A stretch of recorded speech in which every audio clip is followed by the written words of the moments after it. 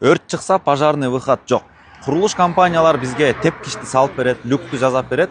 Эксплуатацияга өткөрүп атканда өкмөт милдеттүү түрдө келип текшерет. Бул стандарт ушундай.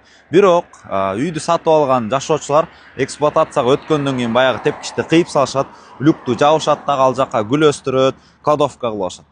Ошто бүгүн тилекке каршы көп кабатты үйдө өрт чыгыптыр. Демек кырсык бул келе турчу нерсе, ага даяр болуш керек. Сиз 7-нчи этажда жашайсыз, тепкичти кыйбадыңыз, люгуңуз ачык, бирок 5ке чейин түшүп барсаңыз, акылдуу бирөө ал жакта тепкичти кыйып, ал жакты цементтеп, гүл өстүрүп алган, сиз кантип түшөсүз деген суроо. Демек, ар бир жаран эртеңки күндө келечекте өзүн ойлош керек.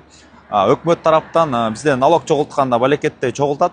Ушуну дагы бир жылда бир ошо үйдүн ээси Мин курулушка болобу, МЧСке болобу, мына менин балконум деп сүрөткө тартып, видеого тартып, отчет берип турсун. Ким жаап турса, ошол жакка чоң бир айыппул киргизген механизм болсо, бизде бул нерсе иштемек.